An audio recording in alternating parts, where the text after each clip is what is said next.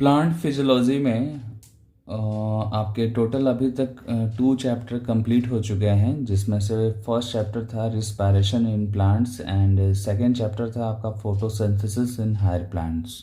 ठीक है, देन आज के वीडियो सेशन में हम थर्ड चैप्टर स्टार्ट करेंगे। प्लांट फिजियोलॉजी का चैप्टर होगा आपका प्लांट ग्रोथ एंड डेवलपमेंट। ठीक है, चैप्टर नंबर 15 होगा ये एनसीईआरटी के अकॉर्डिंग। ठीक है, बट प्लांट फिजियोलॉजी में ये थर्ड चैप्टर में आपको पढ़ाने जा रहा हूँ। ठीक है, तो स्टार्ट करते हैं एज यूजुअल, हमेशा की तरह। जैसे कि मैं आपको पहले बताता हूँ क्या इंट्रोडक्शन, और इंट्रोडक्शन को स्टार्ट करने के बाद से आपके मेन टॉपिक स्टार्ट होंगे। ठीक है, तो सबसे पहले हम देखते हैं यहाँ पे कि जो प्लांट में ग्रोथ होती है वो ग्रोथ जो है कैसे होती है। मतलब आप अगर प्लांट की ग्रोथ को ऑब्जर्व करते हैं तो मेनली आपको क्या देखने को मिलता है। ठीक है, आपको देखने को मिलता है हाइट। ठीक है, आप जब ऑब्जर्व करेंगे तो हाइट इंक्रीज होता हुआ दिखेगा प्लांट का, और जो है डायमीटर इंक्रीज होता हुआ दिखेगा आपको। ठीक है, डायमीटर का मतलब जो उसका रेडियस होता है स्टेम का या रूट का जो रेडियस होता है वो अगर इंक्रीज हो रहा है तो वो भी क्या है, ग्रोथ है। ठीक है, और हाइट इंक्रीज कर रहा है तो वो भी क्या है, ग्रोथ है। ठीक है, जब हाइट इंक्रीज होता है तो उसको क्या बोलते हैं, हम उसको बोलते हैं प्राइमरी ग्रोथ। ठीक है, और जब डायमीटर इंक्रीज होता है तो उसको क्या बोलते हैं, उसको बोलते हैं सेकेंडरी ग्रोथ।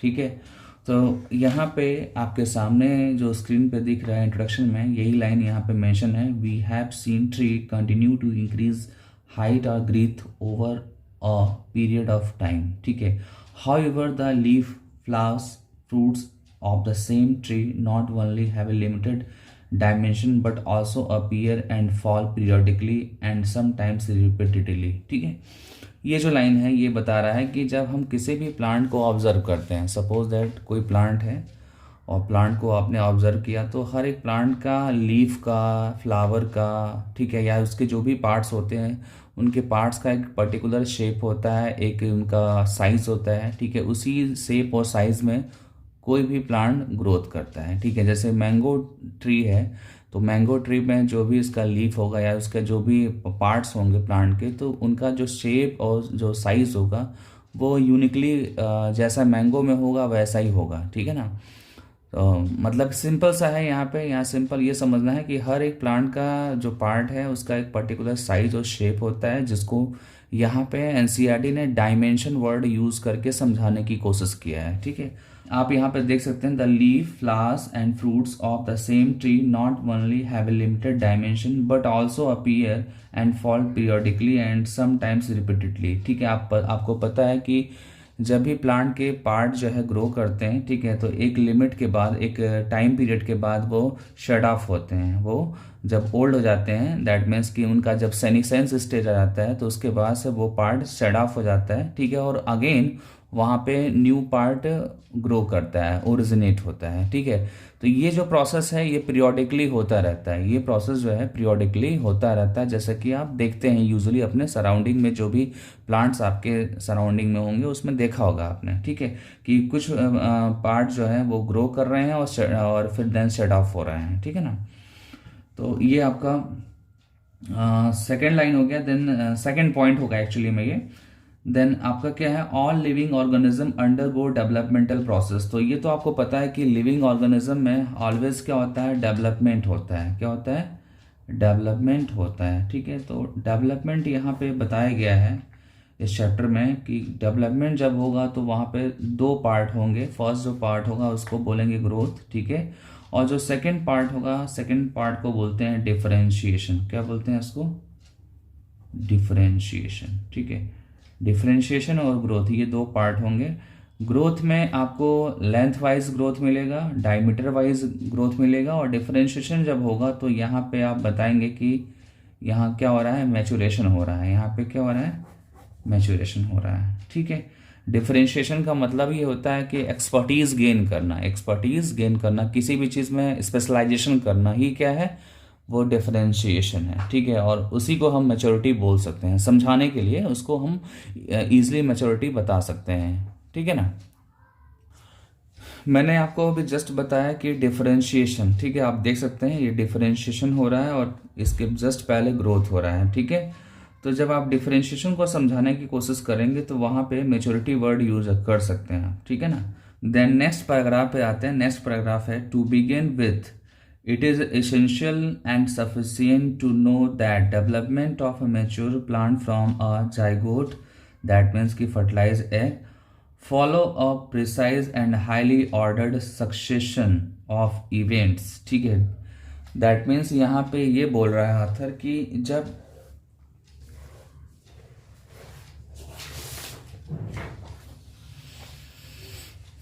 जब भी किसी भी लिविंग ऑर्गेनिज्म का, ठीक है, अगर वो सेक्सुअली रिप्रोड्यूसिंग है, लिविंग ऑर्गेनिज्म अगर वो सेक्सुअली रिप्रोड्यूसिंग है तो उसकी स्टार्टिंग कहाँ से होती है? स्टार्टिंग होती है जाइगोट से, ठीक है।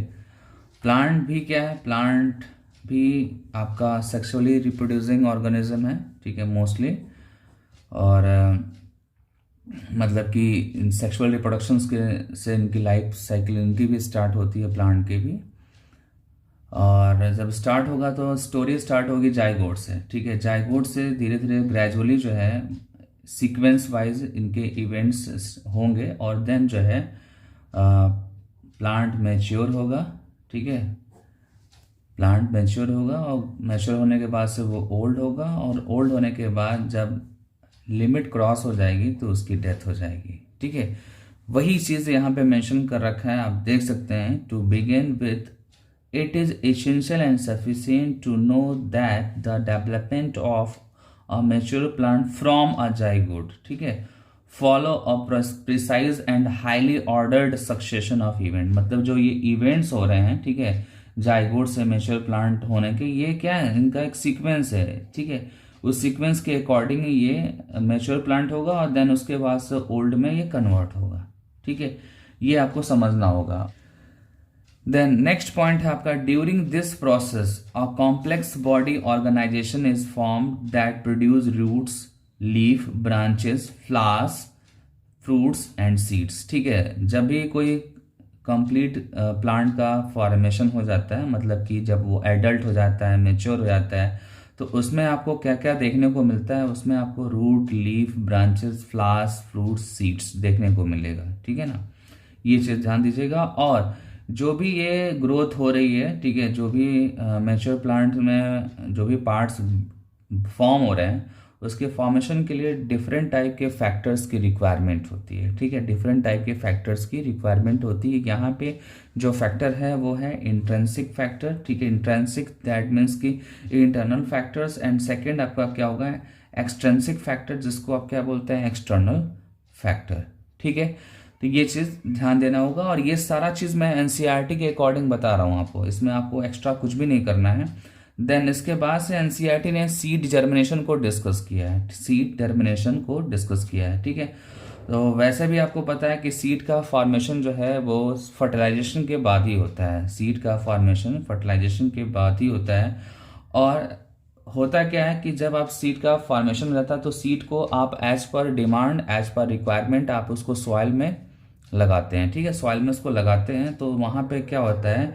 वहाँ पे जो जर्मिनेशन का प्रोसेस है वो स्टार्ट होता है। जर्मिनेशन का प्रोसेस स्टार्ट होता है। आप देख सकते हैं यहाँ पे, seed germination is also a developmental process that includes activation and development of the embryo, ठीक है। मतलब एम्ब्रियो के अंदर एक्टिवेशन होता है और ग्रोथ होती है, ठीक है, जिसको यहाँ पे एक टर्म से समझाया गया है जिसको बोलते हैं रीजुवलाइनेशन, ठीक है। रीजुवलाइनेशन इसको बोला जाता है, ठीक है। और into seedling during the favourable condition, जब सीड का जर्मिनेशन होता है तो सीडलिंग का फॉर्मेशन होता है और ये फेवरेबल कंडीशन में होता है, ठीक है। ये फेवरेबल कंडीशन में होगा, ठीक है। और यहाँ पे ये ध्यान देना है कि सीड का जब जर्मिनेशन होता है तो उसके जो कॉटलीडॉन्स होते हैं, उसके जो कॉटलीडॉन्स होते हैं वो कभी कभी ऐसा भी होता है कि वो सॉइल से एबव होंगे, सॉइल से एबव होंगे। तो ऐसे सीड को आप क्या बोलेंगे? ईपीजीएल सीड बोल सकते हैं, उसको क्या बोल सकते हैं हम? ईपीजीएल सीड जर्मिनेशन बोल सकते हैं। और जब कॉटलीडॉन्स जो है सॉइल के अंदर हो, ठीक है, कॉटलीडॉन्स सॉइल के अंदर हो तो उसको आप क्या बोल सकते हैं? उसको आप बोल सकते हैं हाइपोजीएल। क्या बोल सकते हैं उसको? हाइपोजीएल, ठीक है। यहाँ पे आप देख सकते हैं इट में बी ईपीजीएल, ठीक है। ब्रैकेट में मेंशन है cotyledons are pushed out of the soil, pushed out of the soils, ठीक है ना। तो ये ईपीजीएल कंडीशन में ऐसा होगा कि कॉटलीडॉन जो है वो सॉइल से ऊपर आ जाएंगे, पुश आउट हो जाएंगे, ठीक है। और हाइपोजीएल में क्या होगा, cotyledons do not come out of soil, वो सॉइल के अंदर होंगे, ठीक है। देन नेक्स्ट पॉइंट है कि seed which germinate only in presence of light are called photo plastic seeds. क्या बोलेंगे इसको, फोटोप्लास्टिक सीड बोलेंगे, ठीक है। सीड जर्मिनेट होते हैं लाइट के प्रेजेंस में, तो उसको बोलते हैं फोटोप्लास्टिक सीड, ठीक है। Then next point, the capacity of a seed to germinate and development into seedling is called seed viability, ठीक है। मतलब सीड जो है जर्मिनेट करेगा, डेवलप करेगा और डेवलप करके सीडलिंग बनाएगा, तो इसको आप क्या बोलेंगे, सीड वाइबिलिटी, क्योंकि सीड जो है अपने आप को सरवाइव करने की कोशिश कर रहा है, ठीक है। सीड जो है वहाँ के जो भी सॉइल में जो वाटर है या मिनरल्स है उनको लेकर क्या कर रहा है, सीड जर्मिनेशन कर रहा है, ठीक है। और इसको क्या बोलेंगे, सीड वाइबिलिटी बोलेंगे, ठीक है। Favourable external condition for seed germination, मतलब कि सीड जर्मिनेट होता है तो वहां पे बहुत सारे रिक्वायरमेंट होती है। मैंने जस्ट बताया कि जब सॉइल में होगा सीड और सीड अगर जर्मिनेट कर रहा है, डेवलप कर रहा है, तो उसको क्या चाहिए, कुछ फेवरेबल एक्सटर्नल कंडीशंस चाहिए, ठीक है। जैसे कि presence of water, oxygen, suitable temperature, ठीक है। ये एक्सटर्नल फैक्टर्स होंगे, ये एक्सटर्नल फैक्टर्स होंगे। और देन उसके बाद से इंटरनल फैक्टर होगा। इंटरनल फैक्टर में फूड, प्लांट ग्रोथ रेगुलेटर्स, जिसको प्लांट ग्रोथ हार्मोन भी बोल सकते हैं आप, ठीक है। देन होगा completion of rest period and viability, ठीक है ना। तो ये चीज आपको ध्यान देना होगा कि कभी भी सीड का जर्मिनेशन डिस्कस करेंगे तो उसकी रिक्वायरमेंट भी आप देखेंगे। और रिक्वायरमेंट ही क्या है, फैक्टर है। रिक्वायरमेंट क्या है यहाँ पे, फैक्टर है, ठीक है। और एक चीज यहाँ पे डायग्राम में आप देखो कि जब यहाँ पे सीड का जर्मिनेशन होता है तो जो हाइपोकॉटिलिन्स होता है वो रूट के फॉर्मेशन के लिए होता है, मतलब यहाँ से रूट का फॉर्मेशन होता है। और जो इपीकोटाइल होता है ये आप शूट पार्ट के लिए होता है, ये शूट पार्ट के लिए होता है, ठीक है। कॉटलीडॉन्स जिस एक्सिस पे, एम्ब्रियोनिक एक्सिस पे अटैच होते हैं, उसके नीचे की तरफ जब देखेंगे तो वो होगा आपका पार्ट हाइपोकोटाइल, और उसके ऊपर की तरफ देखेंगे तो वो क्या होगा, इपीकोटाइल, ठीक है। ये टॉपिक मैं फिर से एक बार डिस्कस करूंगा जब प्रॉपर इस हेडिंग पे आऊंगा, तो वहां पे और ज्यादा डिटेल में आपको बताऊंगा, ठीक है। वैसे मैं बता दूं कि ये जो टॉपिक है आपका सीड जर्मिनेशन है, ये प्रॉपर आपको क्लास 12th में मिलेगा, ठीक है। क्लास 12th में आपको ये प्रॉपर मिलेगा। देन नेक्स्ट जो हेडिंग है वो है ग्रोथ। और ग्रोथ में सिंपली आपको बता दूं यहाँ पे कुछ पॉइंट है। सबसे पहला जो पॉइंट है कि ग्रोथ जो है वो इरिवर्सिबल प्रोसेस है। क्या है वो, इरिवर्सिबल प्रोसेस है, ठीक है। ये आपको अच्छे से पता है कि किसी भी लिविंग ऑर्गेनिज्म में अगर ग्रोथ होता है तो वो ऑलवेज क्या होता है, इरिवर्सिबल होता है। ऐसा आपने कभी नहीं देखा होगा कि किसी का ग्रोथ हो जाए और फिर वापस वो जीरो पे आ जाए, ऐसा पॉसिबल नहीं होता है, ठीक है। तो ये अब मेरे तरफ से ये फर्स्ट पॉइंट है। और वैसे यहाँ पे देखेंगे तो यहाँ पे सेकंड पॉइंट दिया हुआ है, ठीक है। देन नेक्स्ट पॉइंट है growth is regarded as one of the most fundamental and consequence characteristics of living beings, ठीक है। मतलब ग्रोथ अगर देखें आप लिविंग ऑर्गेनिज्म में तो most fundamental and consequence characteristics है, ठीक है। मतलब इंपॉर्टेंट है ये। देन जो मैंने अभी स्टार्टिंग बताया वो पॉइंट यहाँ पे सेकेंड लाइन में मेंशन है। It can be defined as a irreversible permanent increase in size of organs और इट्स पार्ट और even of an individual cells, ठीक है।